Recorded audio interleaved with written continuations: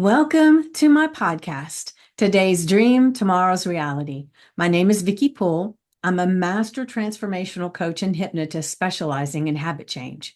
And this podcast is sponsored by the Enlightened Peach.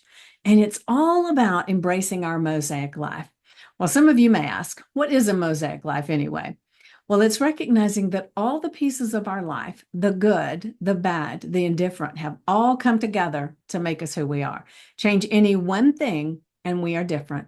With that in mind, I invite you to embrace your perceived imperfections and celebrate who you are. This podcast is unedited and raw, just like life. And I am your host, and I have a special guest that I'll introduce in just a moment. But before I do, I would love to ask you to do me a solid, and that is to leave a comment. And remember to like, subscribe, and share. So now let's get started. So, this lovely lady here, we know each other somewhat because we have been involved in several different groups together. And she has been so amazing with showing up for herself. And so it was like recently I said, you've got to get on my podcast because I really want to get to know Jean better. This is Jean Green, and I'm going to let her introduce herself just a little bit, and then we'll just get into this conversation because I know her on a certain level, but not on another, and we want to remedy that. Thank you so much, Vicki, for the invite. And I am totally delighted to be here. I am Jean Green. Like you said, I'm in Sacramento, California. And a little bit about me. Well, my prized possessions are three adult children and three little grandkids. And I am a storyteller. I teach storytelling workshops or facilitate storytelling workshops and teach storytelling classes. I'm in Toastmasters. And one of my side joys is experimenting with a basic chocolate chip cookie recipe for my grandkids just to see if they can decide what's in it and what's not. Okay, cool. And I have I do a few other things, but that's kind of on the short who I am. Yeah. Well, that sounds amazing. It really does. I want to come and try out the chocolate chip cookies myself. It is a weakness, of mine. So you'll have to fill me in on how that goes. Maybe I'll take your recipe and try to use it myself. And so, like I said, I know you do the storytelling, and I've had you as a guest on in my Facebook group because of that. And it's fascinating because I love to tell stories, but I don't know that I do it in the same way, but I love telling stories. But I'd love to kind of go back a little bit and learn a little bit about you growing up. Where were you born? I was born in a deep South, Hmm. and How one of my deep? sons, real deep, like Jim Because I'm in Crow. Georgia, I'm in Georgia, I'm in Mississippi. Mississippi. Okay. Mississippi, yes. Many years ago, and and most of my stories about my childhood and growing up. And although it was not the ideal situation of growing up, but the family was always together, and family means so much to me. So the things that went on around didn't kind of penetrate the family. The family was like this nucleus, and it was so even though we were in the deep, as one of my sons like to say, Jim Jim Crow South, was just a family that stuck together. And I wish families did that more often now. Yeah. Well, speaking of families, what's interesting to me is now I don't know what time frame that was, but years ago, one house would hold the several generations of families so that they did have this connection right? This Yes, nucleus of, grandparents, parents, grandchildren, and all of that were connected. And now sometimes I know people that I meet, they only see their grandparents like once or twice a year. They may not even see their children very often. And it's definitely a very disconnected kind of relationship nowadays as opposed to what it used to be. And so I would kind of like to see it kind of going back to that place of where the families were more connected. it would be nice. And I feel blessed because my grandparents lived with us. So I had the grandparents and cousins were, well, two cousins my mom raised, just they were like brothers because they were there. They just lived with us. And their parents lived, as they say, in hollering distance away, but they just wanted to live with us. And so they Interesting. did. And it was, which was good for me because I was my mom's only child. My dad had three kids. So, and he and my mom kind of, I guess, I guess he just wanted a younger woman. So my my siblings were a generation older. As a matter of fact, my my oldest niece is 2 years older than I am. Mm, So, but I spent more time with my nieces and nephews than I did with my sisters and brothers. And I had one sister that lived right down the road because she was already married by the time I got old enough to know. hmm. And when she decided that she wanted to move, I can still feel the pain of having her leave Oh, to wow. move away. So, yeah. So, and I think that's probably why I became so close to my cousins because the one sister that was there left. And my brother, my oldest brother, he would always tease and say, "Yeah, the year you were born, there was not enough room, so I left home." And I never came. So what was the age difference? 17 years between myself and my brother, and my oldest sister was 18 and a half, 19 years. Okay. Mhm. See, I have a sister that's 2 years older than me, but I have a sister that's 9 years younger than me and a brother that's 11 years younger than me. So not quite as big a difference, but definitely, they were a lot younger. So I was kind of their second mom taking care of them and kind of thing. Right, yes. Yeah, yeah. So, if you were to just kind of take a moment and think back to when you were growing up and everything, what would you think of as your favorite memory when you were growing up? I And I know have if you're like me, it's hard to find one, but go it ahead. is. It really is hard to find one. Uh, One, and it's, can I give you two? Yeah, give me two. I'm ready. We've Okay. got time. One favorite memory is sitting with my granddad while he told stories. I just Oh. love sitting, listening to him talk about our ancestors and, his past and his childhood. That is really my most favorite So when your grandfather, you said your father or your grandfather? grandfather. So when your grandfather was telling stories, he wasn't just telling stories, he was teaching you your legacy. Yes, Oh, absolutely. I love All that. true. Yes, it was Yeah. like history, a Yeah. history in the form of a personal story. Yeah. Yeah. Yeah, yeah.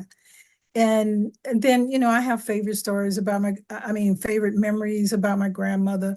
But the other favorite story is one of my cousins that my mom, quote unquote, raised was he loved comic books. So when he would go home to his mom and come back, he would bring comic books. Now, I really don't understand this. But I could read the comic book. It made no sense to me. And Hmm. he was 3 years older than I think. but he could sit there and he would read that comic book to me, and I could totally see the pictures. I could understand it all. So I loved having him sit there reading the comic books. And my mom would even read the we used to call them the The funnies. funnies. Mm-hmm. Yeah. I Uh-huh. know the funnies. Yeah. But I don't know. I could read them and it's like, really? What are they talking about?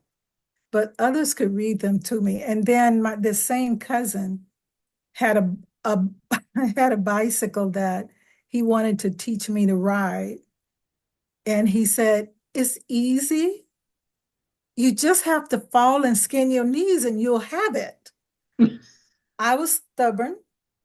I didn't like pain. It's like, nope, I am not going to fall and skin my knees. So I kept trying to ride and refused to fall to skin my knees. So finally he said, well, it's your choice. You can fall and skin your knees and learn to ride, but I'm not going to ride you on my handlebars anymore. And he wouldn't. And I refused to fall and skin my knees. So that is another favorite memory of mine. Yeah. So did you ever learn to ride the bicycle? I learned when I was 19 and Really? You are I stubborn. You're more stubborn than me, and I thought I was pretty doggone stubborn. no, I didn't want to fall and I don't ride bikes, but I went into the military and these friends wanted to go bike riding down to the park and to the beach, and they knew I love water. So, and they didn't know I didn't ride bikes. So they said, okay, we're going to rent these bikes and we're going and we're going to do this. We're going to have a picnic. Oh, sounds so wonderful. And I said, but I don't ride bikes. And of course, they just fell out laughing. Who didn't know how to ride bikes? And I had to stay home while they went out and had fun. Oh, But I took myself over to the rental shop, rented myself a bike, and for it was about 5 or 6 hours in the parking lot. I rode around and they said the same thing. Oh, you just have to fall and skin your knees and you'll be fine. I am not falling skinny. So anyway, I rode around that parking lot for probably at least 5 hours until I could ride. I rode the bike back to the rental shop. I had not fallen and skinned my knees. I took it back and said, there, I know how to ride a bike. That's it. I'm done. oh goodness. Yeah. So, what branch of the military were you in? Marine Corps. Marine. Okay, what'd you do? I was in the recruit what was it called? It's where they bring the recruits in Hmm. and they fingerprint them. And if a fingerprint wasn't clear enough, it would come back and I had to go through, process it, call the recruit back in to be re-fingerprinted. Or if there was some other question on the form, I had to go through that. So they call it admin service. So it Okay, was, yeah. Hmm. very cool. So, how long were you in the military? Just 2 years. Okay, so you enlisted? Yes. Okay, Hmm. all right. So, why did you pick that branch? It picked me. Okay. It was my family, well, my mother said that I had to, she said, you got to get an education. So when you graduate, you got to go get an education. Well, we were, as some folks say, we were poor. We were so poor we couldn't afford the OR. So it was like, how am I going to college? She said, I don't care. You are going because education is the key. And that was the that was the thing that ran through my head from junior year through senior. And she had me, applying to these colleges. It's like, but how are we going to afford it? In any case, 2 months before graduation from my senior year, a Marine Corps recruiter came to the school and our counselor had us all go into the library and it's like, okay, if anybody, whoever passes this test have a choice of going into the military. And I thought, well, okay, I'll take the test, but I have no desire to go into the military. I had a cousin in the military, two of my uncles had served, but I just had no desire. And I today to this day say it was divine intervention. Mm-hmm. Because after the test, when I got the test, I thought, this is a joke. This is not really a test. There was a lot of math questions, and math was my favorite subject. So it was like, this is not a test. And I didn't, later that afternoon, the counselor came and pulled me out, whatever class I was in. And I panicked. I thought, a counselor come and get him. What did I do? What'd I Okay, do? what did I do? So I was moping behind her, and she said, come on.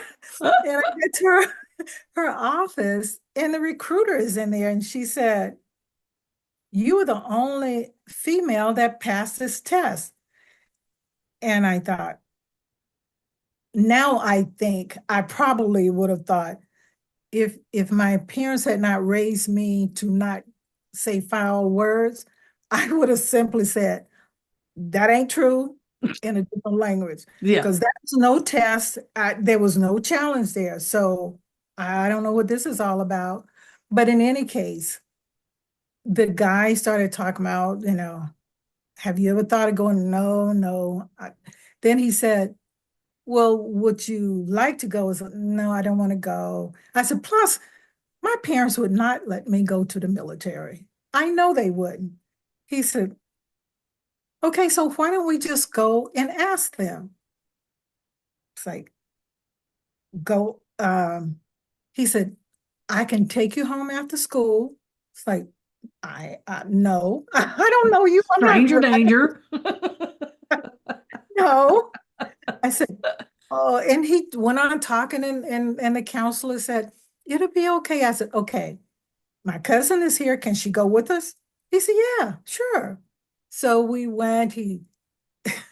I just knew, I knew, even if my mom and dad said, okay, I knew my granddad would say, no, because he was like the village counselor, so to speak. Mm-hmm. And so we drove up, and this counselor started talking, and I just moseyed myself right on in the house. It's like, okay, you guys have it. And then my mom called me out, and she's like standing there, and I'm thinking, okay, I know they did. And my granddad started talking to me, and this counselor said, not the counselor, the recruiter said, oh yeah, if you go in and you stay for 2 years, then there's you can have money for college education. And that was like, bingo. My mom always wanted me to go to college. This was a way of doing it. But I still didn't think they would approve, but they did. I went into the military 2 years. Hindsight is, I wish I had stayed longer. Really? Be- Why do you say that? because the training, the education that I got just being in that environment was so strong. And in the world that I grew up in, it was black and white. But in the military, there was an array of all ethnic groups. Mm-hmm. It was such a learning experience, and I learned that what my granddad had always said was true, because he would always say, I would ask these questions, well, why this and why that, and why do they do this? And he would say, I don't know, but just remember, God created them just like he created us. We are no better than they are. They are no better than we are. And when I left going into the military, he reminded me of that, is that everybody is the same. He said, so you remember, you just do what's right. And that carried with me. And I met so many wonderful people. And I'm sure that added to why I really like people. Mm-hmm. I like learning the history and their who they are deep down inside, because we are, as long as I do what I know is right, Mm-hmm. people are people. Yeah. And maybe that's why storytelling has evolved in me, because stories bring us together through that emotional connection. We Yeah. are people, there's a connection between us. So, Yeah. So thinking back about your 2 years in the military, if you were to be able to look at something and say, this is something in particular that changed me, changed my ideas or my thoughts of the world or whatever, is there anything like that that happened in that 2 years? well, one thing happened is growing up as an only child, just my cousins around, Mm-hmm. and being overly protective by my mom, I was really sensitive. But there's no place for sensitivity or being a drama queen, so to speak, Mm-hmm. if you want to be successful in the military. So I learned from my next door um, barracks mate, bunk mate, I Mm-hmm. forget what they call now, because there was one, and we became really good friends. She would always say, if you have feeling made out of tissue paper, take them off your shirt sleeve and stick them in your pocket, because I'm going to be me. And just hearing that all the time, it's like that made so much sense. If I'm not getting into my emotions, then I can listen to what you say. You don't have to agree with me. I don't Mm-hmm. have to agree with you, but there's a message and a lesson from both ways. And I heard it said once that if I have an idea and you have an idea, if we blend those together, now we have three ideas. So that one, I think, segment probably was the one thing, because as far as respect and all, I got that from home, but it was Mm-hmm. that taking that emotional piece and putting it in its place to be able to listen and appreciate what others, who others were and where they were. Yeah. So if I'm understanding you correctly, it's like when something would come up, you could take the emotional charge out of it so that you could listen without wanting to fix things or argue or whatever. Is that what you Yes, mean? Okay. absolutely, Yeah. absolutely. There's Mhm. some people these days that need that skill. I am blown away with the amount of people that as soon as you have an opposing opinion of them, they hunker down and trying to convince you of their opinion and instead saying, "Oh, that's interesting. Why do you feel that way?" Or "That's interesting. We can agree to disagree." It's Ex- no, it's ex- like, let me change your mind because you're wrong. ex- And what if both are right? Yeah, Based on where you're standing and where I am standing, we could both be right.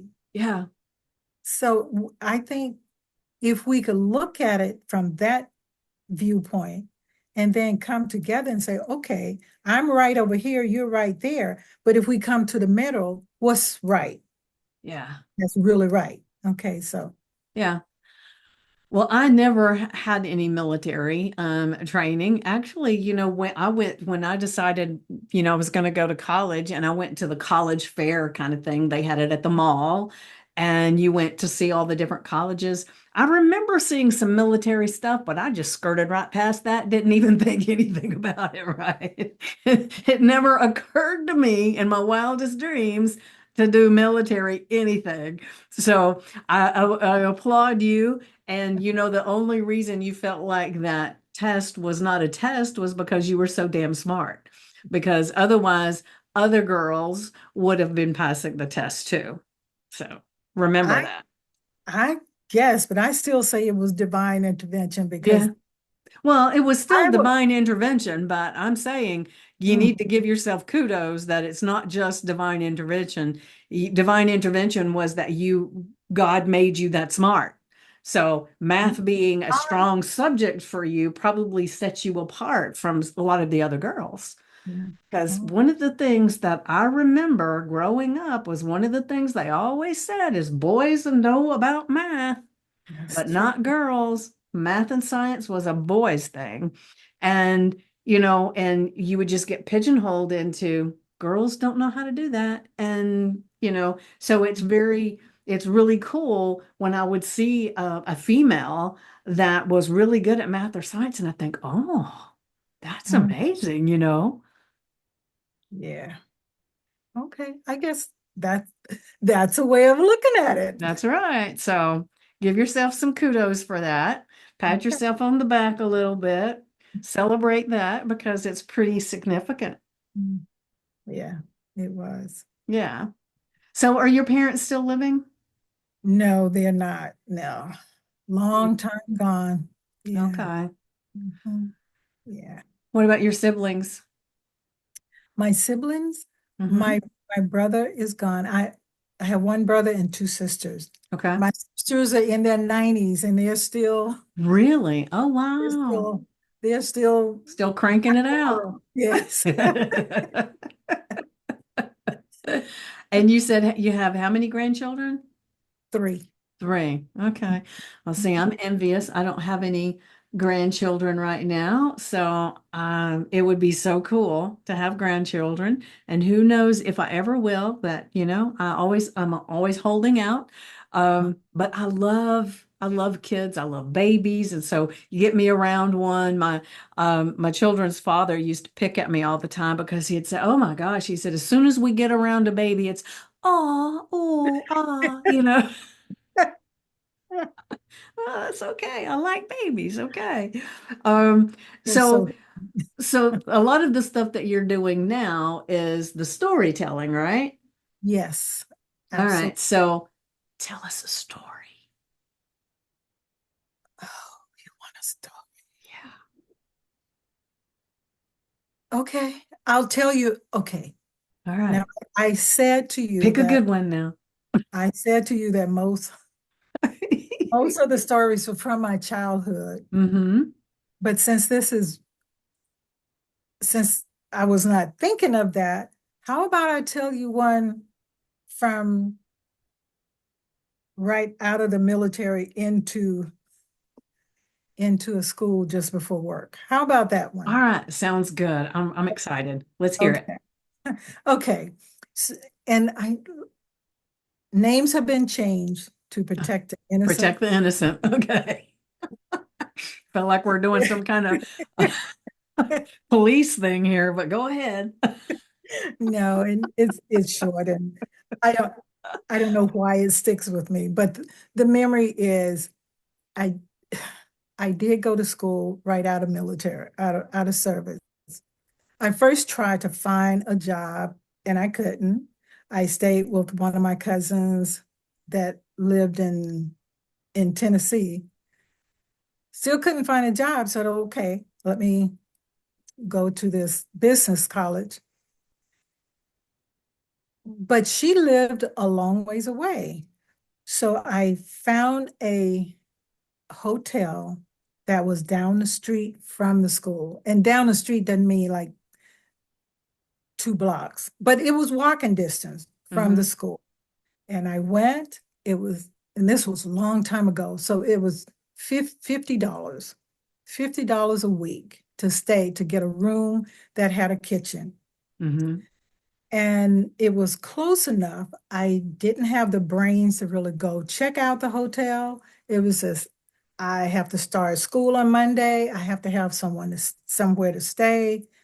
So I went. The lady at the front desk was nice. She, we got on the elevator to go up to the third floor. I do not like Alfred Hitchcock, okay? Okay. So get on this elevator, and it was straight out of Alfred Hitchcock. What? Doors clang, and you could see the wall as this elevator crawled up. Get to the third floor. We walked down the hall and she opened the door. The kitchenette had dust all in it. The bed was sitting on, way back then, sodas or Pepsis came in wooden crates. Mm-hmm. So the bed was sitting on wooden crates. But the linen, Meaning the mattress was on wooden crates or the bed frame was on? the bed frame was on Okay. wooden crates. Okay. And so it was fine. But what I found out after a couple of days, uh, this is not PC, but it was a hooker hotel. So so I would go out It to was one of those school. hotels you pay by the hour. Is that what you're saying? Yes, yes, yes, yes. Only I was paying by the weeks. I would go out, go to school. I would come back in, lock my door, jam the door, and not come out until the next morning. And the lady at the front desk, elderly lady, she was really, really sweet. But it's like, I need to get out of here because once I would go up, I was afraid to come down again. So I had the class with this young lady, and she slept a lot in class. So there was no interaction between us. But this one day, she was sitting just one chair behind me, and she leaned over and she tapped me on the shoulder and she said, "You live in that hotel, don't you?" I thought, how do you know that? Yeah, I do. She said, "How would you like to rent an apartment, share an apartment with me?" Now, I don't know her either, so I don't know what kind of apartment. Hmm. Said, where?" And she described it. It wasn't that far from the school. I said, "How do you know about this apartment?" And so she said, "Well, my cousin lived down the street. I live with my cousin now, and she want me out of her house. And I need someone to share an apartment with me." I just thought an apartment would be safer than That the hotel. hotel that I was in. So it's like, okay. I went over, checked it out. It was really a nice, it was small, but bedrooms upstairs. It was really nice. So I moved in, but I was broke. I was a broke ex-military veteran going to school. So I had to eat, I had a box of raisin and a Pepsi for dinner every evening because my military money went to pay the school expense. And that was fine. I never ate very much anyway, but on the weekend, I would just go home because it was like hour away, 45 minutes. So my mom would pack up food and I would bring it back thinking I got food for the week. The first time she did it, now my roommate, as I said, she was sleeping in class. That's because she had a sleeping disorder and she didn't sleep at night. So she roamed around at night. My Uh, mom packed up this food. I came home. I put it in the refrigerator. I said, "Do not bother my food. Don't touch it." And she said, "Did your mom send enough for me?" I said, "No, she didn't. She sent enough so I have it for 3 days." She said, "Okay, I'm not going to bother it." I went up, went to bed, came down the next morning, expecting to grab a bite of something. I opened the refrigerator, and nothing was there. oh my gosh, she ate it all in one day? She ate it all. And I screamed at her. And I said, "Did you eat my food? I told you not to bother it." And she just went, I was hungry. I couldn't sleep.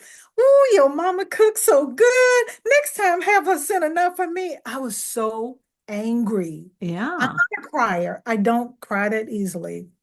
But I felt like crying because I was hungry. I expected. So I left, went to school, didn't speak to her at school, came home, did my usual routine. The next weekend, I went home, brought food back. I said, "Okay, don't touch my food now, okay?" "Okay, I promise I won't touch your food." Well, I got up Hmm. the next morning and there was the plates still in the refrigerator. And I opened up the cover and the food was gone. She said, "Well, I left you a little bit." How did you leave me a little bit when you ate everything? That's just one side of a piece of cake. That's, she said, well, but I love you a little bit. I told you to have your mom send enough for me. So, lesson learned. I would go home. I would only bring food back, and it's the one that I didn't get poisoned. I would only bring food back that I could take upstairs and stick under my bed. And she would say, I know you brought food. You're not going to share it with me? I said, go down to the refrigerator. Don't you see it? It's in the refrigerator. There's nothing in the refrigerator. I said, oh, I guess you couldn't sleep last night and you ate it all, didn't you? So, long story longer, I stopped bringing food home for my mom. I would eat enough while I was there and only bring food back that I could safely.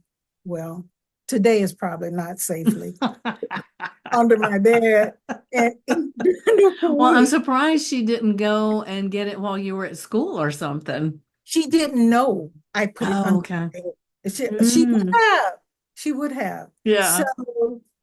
so she really was a nice person, but she just didn't sleep and she would eat other people's food. And Yeah. we ended up with two other roommates and she would go through their food too. So, So and I she tried was to warn them. a girl without boundaries. Yes, yes, yes. Yeah. So Yeah. that's just a little, that's just a Yeah. little, um, yeah.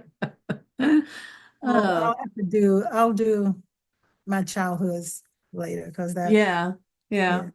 Well, I Mhm. love that story, but we've all had somebody that didn't respect our boundaries at some point with things like that. I had a roommate one time that um the funny thing with her was that she didn't steal my food, but what she would do was when we first moved in together and I had my son, I was recently divorced, we were rooming together, and so I would cook dinner because, I've got a son, so I've got to cook a meal, right?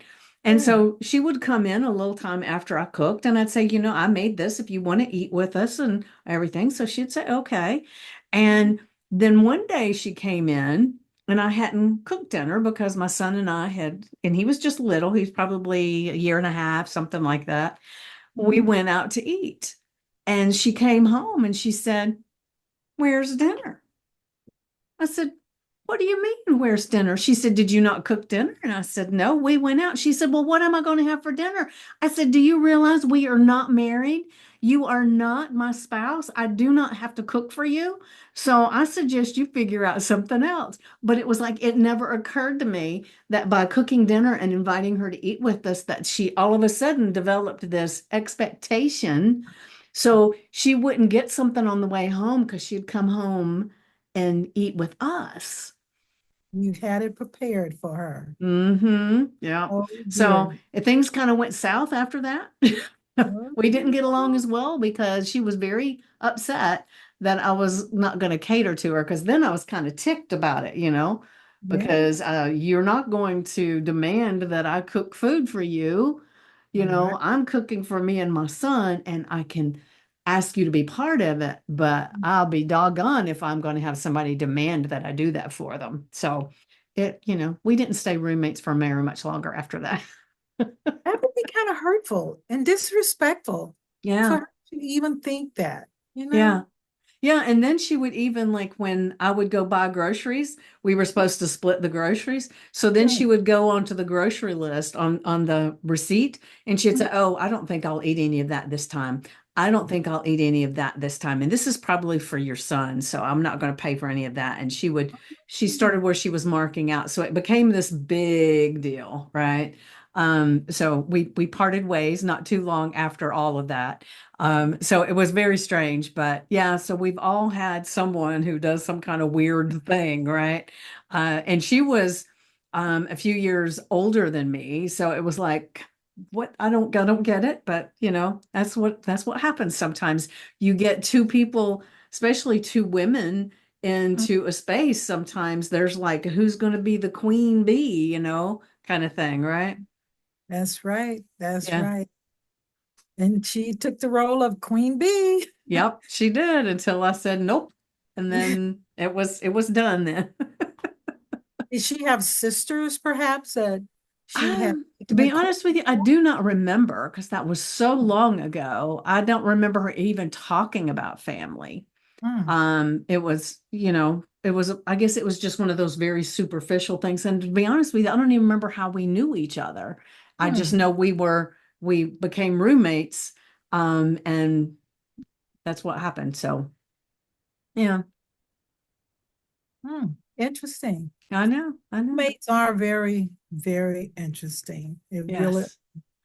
Yeah. mm, Yeah. And it's interesting because no matter how well you know someone, when you become roommates, it changes the dynamics of thing because there's a lot different from like people that are dating, and then when they get married and they are in this space together, it's like all of a sudden you realize all these things that the other person has expectations on and everything. So it's kind of interesting how all of that kind of pans out, right?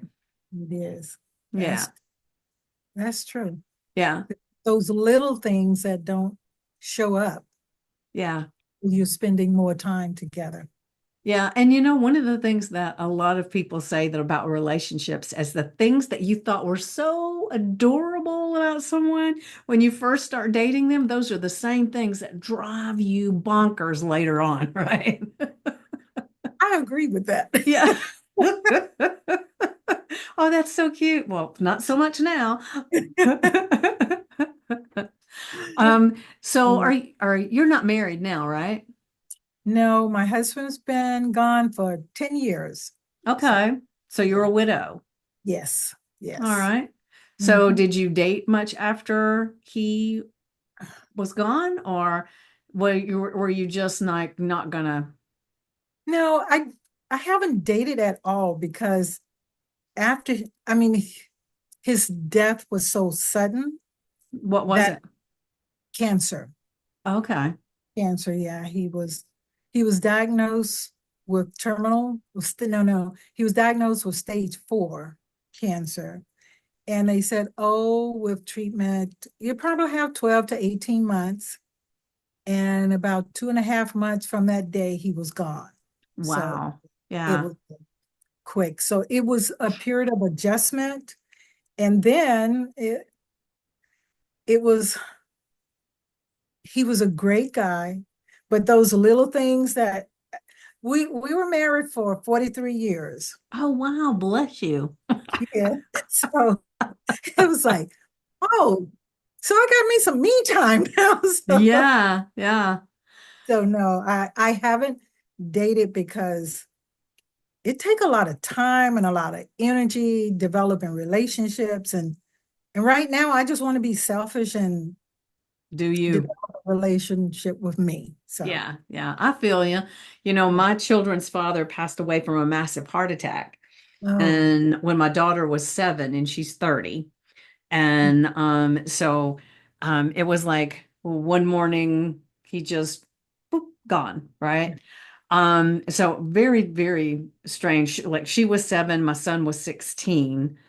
And the interesting thing is, for several years after that, if I even thought about going on a date or anything like that, I felt like I was cheating on him, you mm, know? yeah. And after a while, I got over that part, but then there's like part of me sometimes, oh, it'd be so nice to have a relationship and everything.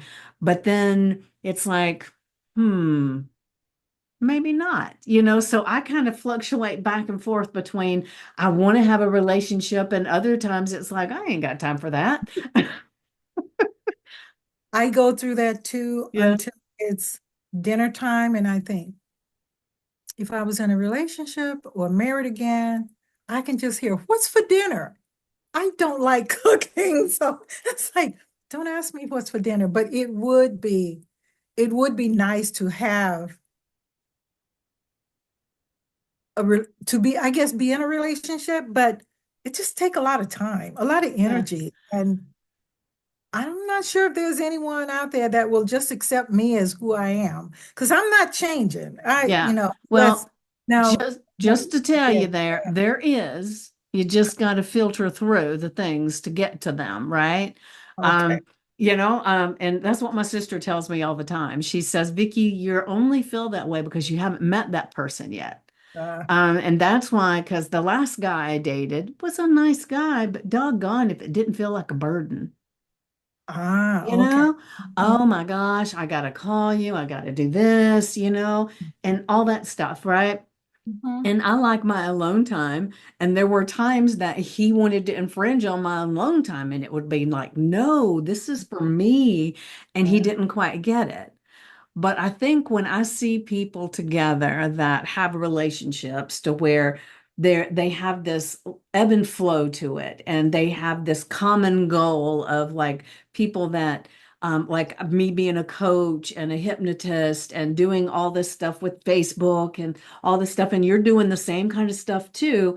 So I feel like if there was somebody that they saw the value in that yeah, stuff and they wanted to be like, yes, let's do this together. Let's enjoy this. Let's expand together. Then that would be totally different. that's right. It Yeah. would. So I think what happens for me, and I don't know if this was what happens for you, is I base the fact of whether or not a relationship is good for me on the things that have been in the past. Yes, You know, I do. Yes. Yeah, yeah.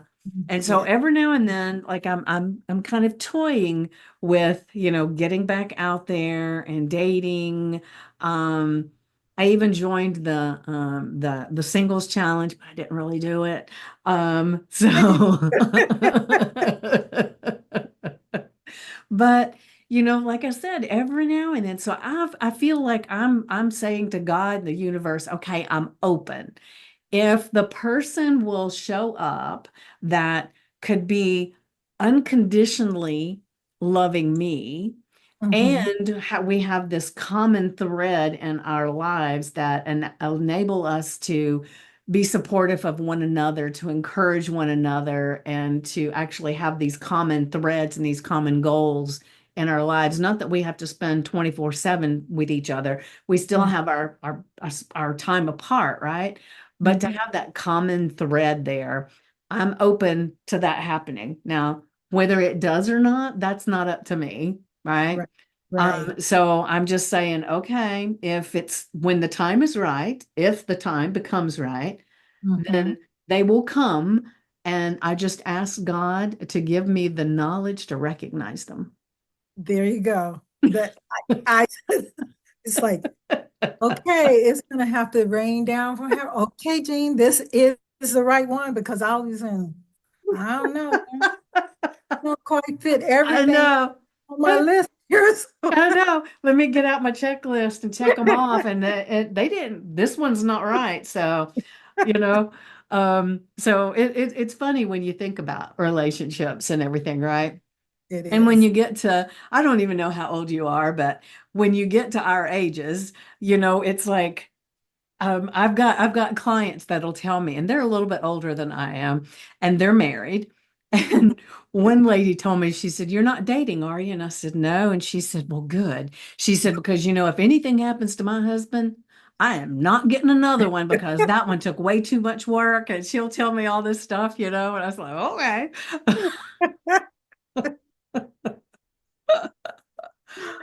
And one of my sons asked me once, he said, Mom, you think you'll ever get married again? I said, well, I'll put it to you this way.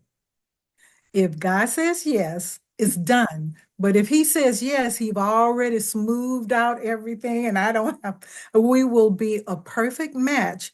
And it'll have to be from God because I'm not out there looking. So Hmm. it's gonna come from. So Yep. Yeah, I told my sister one day, I said, at this point, it would have to be somebody that stopped by to sell me something or somebody that came to repair something. yeah, absolutely. Yeah, I love it. I love it. We do have a kindred spirit here. So, what is the thing that really lights you up right now when you think about your life and the how it can be? What's the thing that really gets your heart singing? there are two things that make my heart smile, as I like Mm-hmm. to say.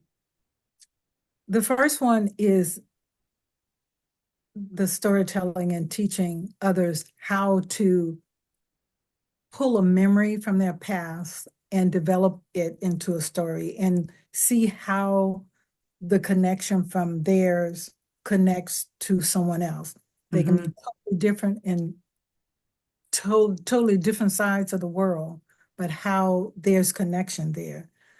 That make me my heart smile. And the other thing is when I can sit with a lady, and because of the things I've been through, I can share with them and help walk them through the process. Because I am way over 50, okay? Way over 50. But I I find that women, and including myself, being married and raising kids, and I went to school half the time and just the whole work, that the my main passionate goals got pushed to the back because there just wasn't enough time Mm-hmm. to do that, take care of my kids, work full time, take care of or spend time with my husband. So the real me was just kind of packed down, Mm-hmm. and the substitute me rose up to be able to take care of the life things. Right. And I see that over and over and over, to the point there's sometimes ladies just become depressed and don't know what to do. They know there's something they want to do. They know the goals and dreams they had, but they just don't know how to reconnect with them. Mm-hmm. And so what brings me joy is when I can sit with them and we can walk through the process of going from, a, I guess, renewing those dreams Mm-hmm. and look at them, because sometime we could have had a dream back then or a goal, but now because of things we've gone through, that's not really what we want now, but it could be a part of it. So Right. let's find out what it is that you really want. What is it that make you smile? What is it that you would do even if you didn't get paid? What would Mm-hmm. make you happy? And that bring me joy when I can sit and at the end of a session, they can say, I can see this, I can think about this. This gives me something to work on. So that just make my heart smile. Yeah. Yeah. I love that. And Um, when we're younger and we have goals and dreams, a lot of times they're not even our goals and dreams. It's what people have told us that when you get to this stage of life, this is what your life's supposed to look like. Exactly. The two kids, the or two and a half kids, and the dog in the yard, the picket fence, the house, the cars, and all of those things. Mhm. But the things that are in here, we've just squished Yes. down, right? And Mhm. so the beauty, I think, of as you get older and you're more open to exploring that, Yes. and recognizing that those things that you wanted so much back then that you longed for, you didn't even really long for them, Right. That's and now you can get in touch with that longing, that what you really want to do and how you want to be and the experiences that you want to have in your life. It's a very delicious thing as you get older and you can get around people that encourage you to explore all of that. that is true. That is Because a lot of people don't have that. They have the people that want you to do exactly what they've done all their life, and they want you to stay in that little box, right? So that's one of the reasons why I love like the podcast and I love Facebook groups and being able to connect with people that may not be in your backyard. They're all over the world. And so like you were talking about when you went into the military and it was very diverse by yes. being able to just be online and reach anybody anywhere in the world. I mean, the diversity of our world has just gotten huge, you It know? has. Yeah, and so that's one of the things that I am grateful for COVID for, because before COVID, things were not as accessible or normalized, by doing Zooms and all of that stuff. It changed so much during that process. And so, although I know there's a lot of things that were not good that came from COVID, but there are things that were good. And my job for me always is to see any adversity that pops up and find some kind of good in it, because I can either focus on the things that light me up and make me feel good and expand my life, or I can focus on the things that are wrong in the world and the things that people have done wrong. I can focus either which way. And so I love being around people who feel the need or the desire to be looking at the good and figuring out the lessons in whatever happens. And so, and you are one of those people, you Mm, know. Thank you. Thank you. But I totally agree with you about COVID. I heard it said once that things don't happen to us, they happen for us. Now, I kind of don't like saying that when it comes to COVID because I lost family members, Mm-hmm. and that was sad. But had it not happened, as you said, we would probably not be on a virtual in a virtual world. And my life has expanded so much just because of that. I probably never would have been introduced to storytelling in the capacity that I am now. And the podcasting, I am so in love with that. It, meeting people to interview, it is so amazing. And it's not people next door, but all over. And Mm-hmm. it's not having to say, okay, well, we have to meet somewhere for the interview. It's just hop on Zoom and do the Yeah. interview and be in Atlanta or Maryland or Ohio or wherever they are. Yeah. And and we're now face to face. And it's like I never would have expanded my reach had Yeah. it not been for this. And I am so amazed. Now, you said earlier that people kind of want you to stay in this little mold of what they think. My okay, my youngest son is 10 and 14 years younger than my two older ones. Mm-hmm. So he's my biggest supporter. And maybe because I am so not tech and I'm always calling on him. So yeah, he's around. But my two older ones, I've tried to to share with them some of the things I am doing. And it's like, you mom, you're not doing that.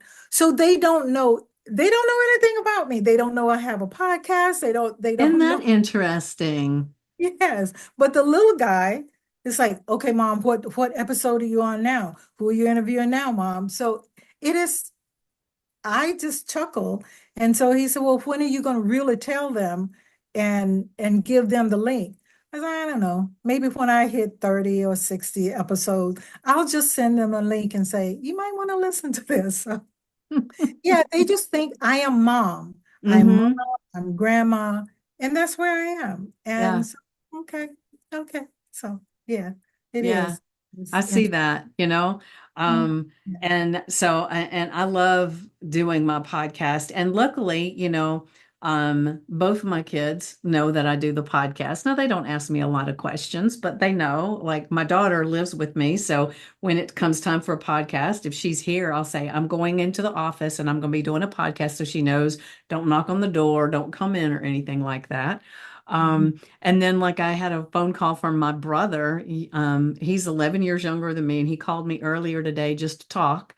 And one of the things he asked me is, "How's the podcast going? How many episodes you got now?" That kind of stuff. So it's really cool that they can see me in a different light than where I've been before, Yeah. and they just that's just the way it is.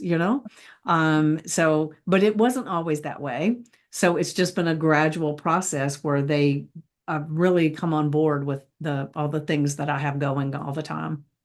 Um, but we shall see how my kids go. Yep, yep, yep. Well, you've got this. You've got this. So, what's the name of your podcast? Make sure you tell everybody. The name of my podcast is Your Life Over 50 and is on Spotify and Apple Podcasts. All right, beautiful. And Mhm. so, everybody that's watching or listening, I will be putting everything in the description. I'll put links of every place that you can reach out to Jean. I'll have information about her podcast. So, you can look at the description and see how to connect with Jean very easily. So, before we go, because we're at time, is there anything that before we got on here, I know you had sent me a message, what are we going to talk about? And I said, I don't know, we'll just talk. So, is there anything that you had in your mind that you thought, oh, when I'm on that podcast, I want to share this? And maybe I haven't asked. So, was there anything in particular that you wanted to share? Or maybe there's something that comes up now as we're talking that, yes, I want to share this before we get off. Not really. I ask you the question because most times there's a theme or something, and folks want you to kind of think on that. And I thought, Vicky didn't tell me, so I'm just going on in the raw. So Yeah, yeah. conversational is fine. Now, I did think at one point she will probably ask you to tell a story, but then I forgot because at the time when I thought about it, I thought, oh yeah, I could tell her about the time I froze on stage. I could tell her that one. But when you ask, and I had totally forgotten, it's like the only thing was sitting in my head was my roommate. I don't know. Maybe I'm hungry. I don't know. You're Yeah. revisiting that her taking your food. Yes. So no, but I would like to say thank you very much for inviting me to be your guest because I have had a very, I think this is a word to use, a very delicious time Yes. being here. And I really thank you. And I thank you. I Oh, thank you. well, thank you for agreeing to be here because this has been so fun. And I love that now I know you on a different level than I've known before. So this is glorious. So before we leave, I'm going to leave everybody with the quote that I always leave everybody with. And I hate to admit it, but I still don't know who said it. I went and looked at one point and I knew, but then I forgot. So it's just what it is. So the quote is the best way to predict the future is create it. And to me, that is the perfect ending to every single episode that I've had. So, with that said, have an amazing day and I'll see you soon. Mwah.